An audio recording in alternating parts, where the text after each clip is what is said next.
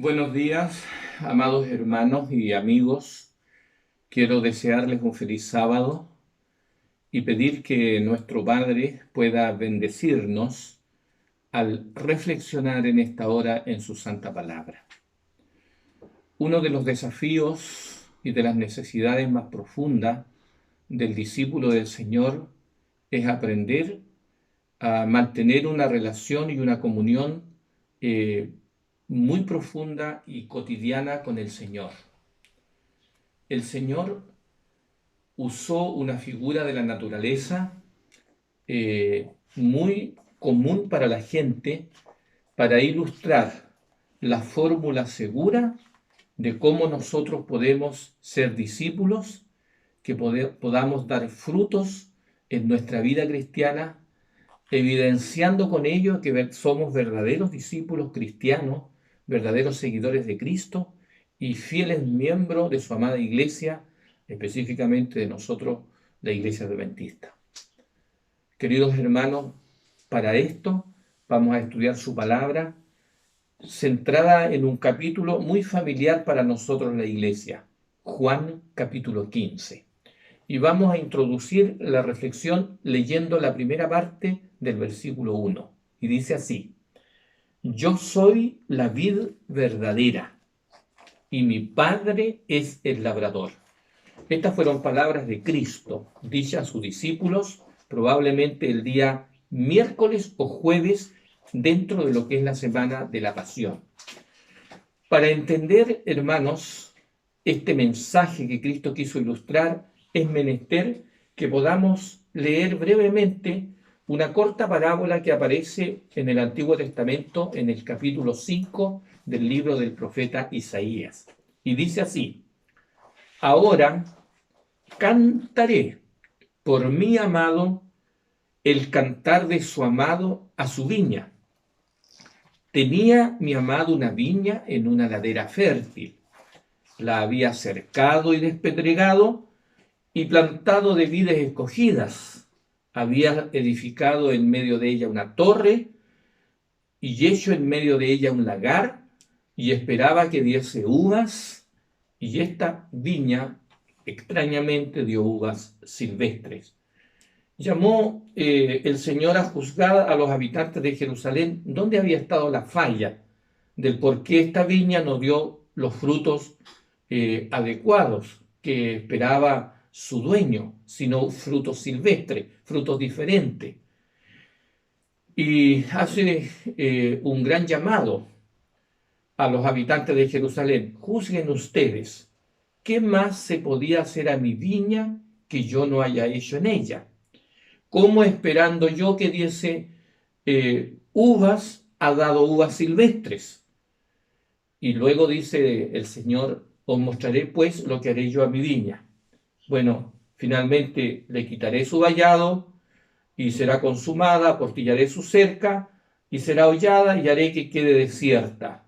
Y luego especifica: esa viña es un símbolo, según el versículo 7, de la casa de Israel, de los hombres de Judá, porque Dios esperaba de sus hijos en ese tiempo los frutos de su reino espiritual, su reino como iglesia, como representantes de Él en este mundo. Habían sido llamados a ser sus representantes, a ser sus embajadores, a ser ciertos colaboradores con Dios en el gran plan de poder llevar la luz del conocimiento de Dios para salvación a todo el mundo, pero tristemente eso no lo cumplió el pueblo de Judá o los hijos de Israel, ni en los días de Isaías, ni Jeremías, ni en los otros profetas. Bueno, ahora el Señor usa esta figura espiritual, pero a la vez cerca de él hay una viña literal, donde los discípulos pueden ver esa plantación de viña. Y el Señor, en su sabiduría magistral, les habla al corazón de los discípulos y le dice: yo soy la vid verdadera.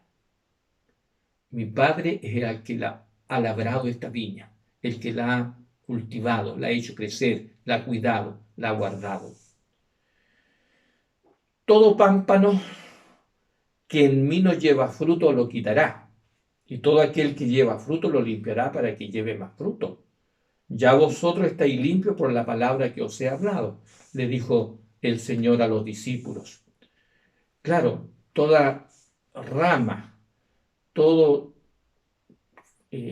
guía que finalmente allí en el pámpano no dé el fruto que corresponde en la estación o en el tiempo que se espera los frutos, el viñador o el podador tendrá que tomar la decisión de cortar aquella rama, ¿verdad? Para que en la otra estación la viña pueda dar los frutos esperados.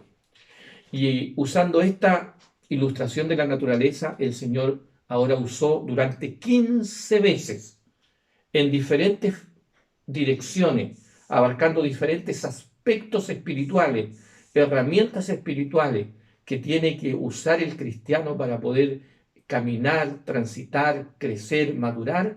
El Señor usó el verbo permanecer.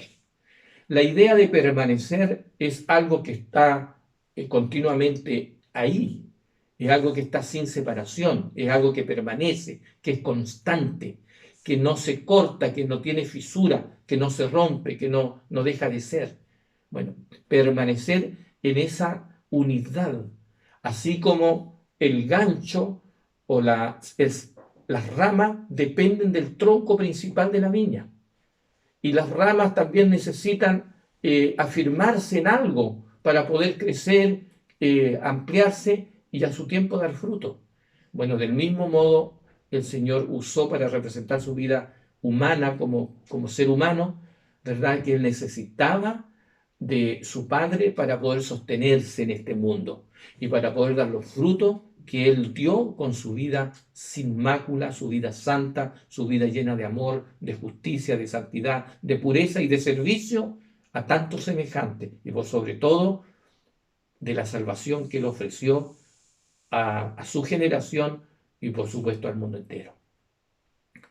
El secreto de la vida cristiana victoriosa y exitosa es permanecer en Cristo. Cristo es lo que trae la vida al alma. Sin Cristo no hay vida espiritual. Y nosotros para tener vida espiritual necesitamos estar conectados con Él, unidos a Él, en comunión con Él, así como está unido la rama, las guías, al tronco principal de una viña. Leamos el texto de Juan 15, versículo 4. Permaneced en mí y yo en vosotros. Como el pámpano no puede llevar fruto por sí mismo si no permanece en la vid, así tampoco vosotros si no permanecéis en mí. Por supuesto, eso es claro. Un árbol, una rama separada del tronco es imposible que dé frutos. Del mismo modo, un discípulo separado del tronco principal que representa a Cristo no puede dar fruto, los frutos del reino de los cielos. Y luego nuevamente el Señor dice, yo soy la vid verdadera, yo soy la vid, vosotros los pámpanos. El que permanece en mí y yo en él, éste lleva mucho fruto, porque separados de mí, en cuanto a fruto, nada podéis hacer. No podemos dar fruto del reino de Dios si no estamos unidos a Cristo. Eso es imposible. Y el Señor, a través del apóstol Pablo, luego nos especificó con claridad meridiana los frutos de su reino, los frutos de la vida en el Espíritu, que es la vida en Cristo. Dijo, porque los frutos del Espíritu son amor, gozo, paz, paciencia, benignidad, bondad, fe, mansedumbre, templanza. Contra tales cosas no hay ley. Pero nosotros podemos seguir agregando, ¿cierto? Humildad, veracidad, pureza, servicio, etc. Un cristiano se evidencia por sus frutos y el Señor lo dejó absolutamente claro. Luego el Señor usó el verbo permanecer con ciertas negaciones para comparar. Él dijo en el verso 6, el que en mí no permanece será echado fuera como pámpano y se secará, y los recogen y los echan en el fuego y arde. Pero si permanecéis en mí, verso 7, y mis palabras permanecen en vosotros, pedid todo lo que queráis o queréis y yo será hecho. Aquí el Señor ya alude a las cosas prácticas de la vida cristiana. Para nosotros hoy, permanecer en la palabra de Dios, permanecer en su palabra, permanecer, es cierto, en contacto con la Biblia. No puede pasar un día sin que el cristiano, el miembro de iglesia, esté estudiando la Biblia. Tiene que tener una metodología, tiene que tener un estilo de vida donde todos los días se alimenta de la palabra de Dios. Ojalá de mañana. Y mis hermanos, tiene que tener una vida de oración para que todo lo que pidierais en mi nombre, ¿cierto? Os lo dé. Pero a la vez, por supuesto, tiene que vivir en la vida de la fe. Por cierto que sí, permanecer en la fe, permanecer en la palabra, permanecer en una vida de comunión a través de la oración. Luego dice en el verso 8, en esto es glorificado mi Padre, en que llevéis mucho fruto y seáis así mis discípulos. Todos nosotros sabemos que discípulo implica, cierto, ser un seguidor de Cristo, alguien que anda de un líder en pos, alguien que anda en la ruta de su maestro, de su Señor, ¿verdad? Que ha creído en Él, que ha entrado en una relación cercana y personal con Él, que es un aprendiz, que es un alumno que aprende de su maestro cada día, pero que lo sigue y lo ha llegado a amar. Bueno, el Señor quiere que sus discípulos revelen en su carácter, en su vida, en sus obras, los frutos de su reino. Y no quiere que sean pocos, que sean muchos frutos.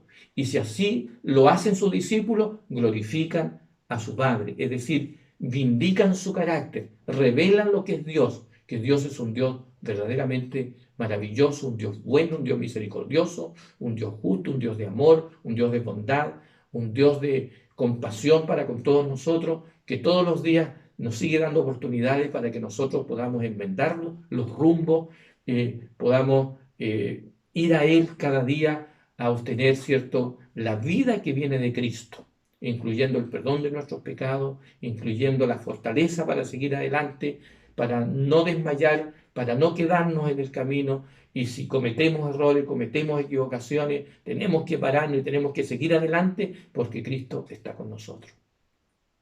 Mis hermanos, luego dijo el Señor, como el Padre que me ha amado, así también yo os he amado. Permaneced en mi amor.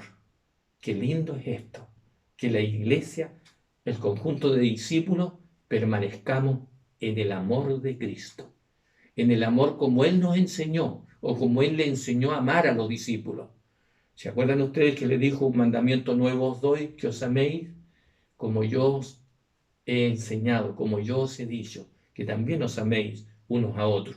Bueno, el Señor invitó a los discípulos a permanecer en su amor. Fíjense ustedes si hacemos una pequeña retroalimentación. Los llamó a permanecer en Él, los llamó a permanecer en la palabra, en una vida de oración, en una vida de fe, en un discipulado que lleva fruto, en un discipulado que permanece en el amor.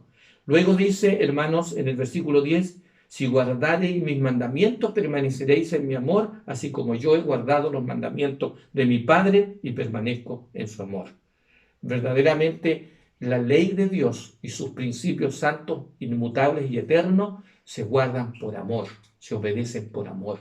Si nosotros amamos al Maestro, amamos a Cristo como nuestro Maestro, Redentor y Salvador, entonces permaneceremos en ese amor que lo permea todo, que lo llena todo, ese amor que nos constriñe, ese amor que nos empuja a la acción, ¿verdad?, de poder vivir para dar fruto. Pero no solo estar estático, porque luego dice el Señor, saltémonos, hermanos, al versículo número 12.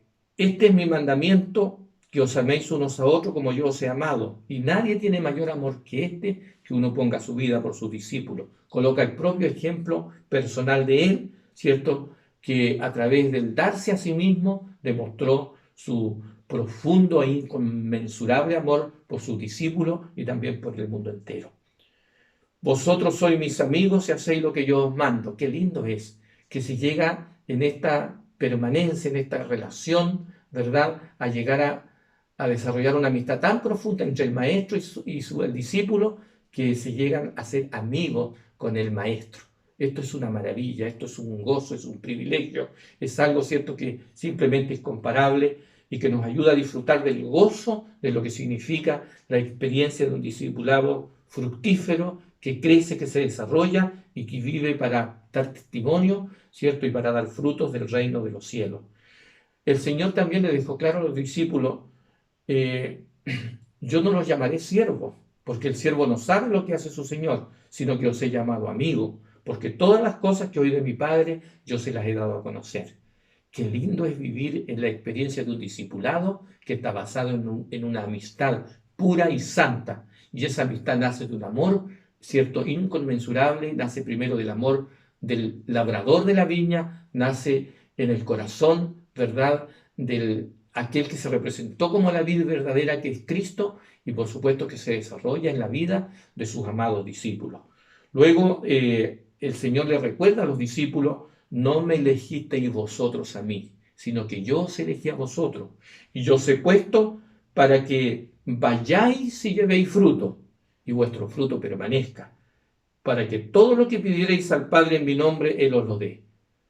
Qué lindo es esto, recordar, querida iglesia, el Señor Jesús nos ha llamado a su gran salvación para formar parte de su reino celestial, que muy pronto, hasta geográficamente, se establecerá con su gloriosa venida.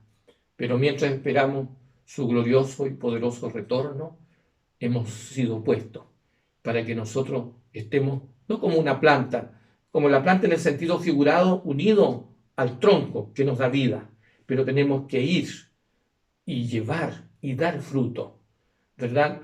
A eso nos puso el Señor, para que vayáis y llevéis fruto, y vuestro fruto permanezca. Y esos frutos, no solamente de un carácter transformado, de una vida hecha nueva por su gracia, por su amor, por su poder, por su bondad, por su sacrificio hecho en nuestro favor, porque nosotros le hemos rendido y le hemos entregado nuestra vida, sino porque también queremos colaborar con Él para que otros amigos, otros seres humanos puedan conocer este maravilloso plan redentor de salvación de nuestro admirable, de nuestro glorioso, de nuestro buen Salvador.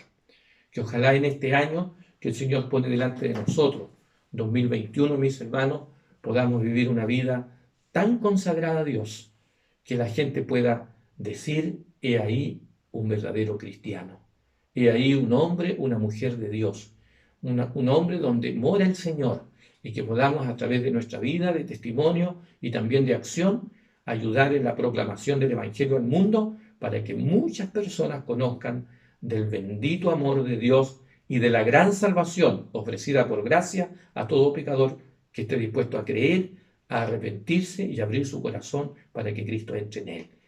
Que el Señor en este sentido os bendiga, amada iglesia, y que sea un año de mucha prosperidad, de mucho crecimiento, de una experiencia profunda en las cosas del Señor, y que podamos de verdad vivir para dar testimonio, vivir para testificar, vivir para dar fruto y vivir para ayudar a que se cumpla el plan de Dios en la predicación del Evangelio a este mundo. Un abrazo muy grande para todos, que el Señor les bendiga grandemente ahora y para siempre, y que tengan un muy, pero muy feliz sábado.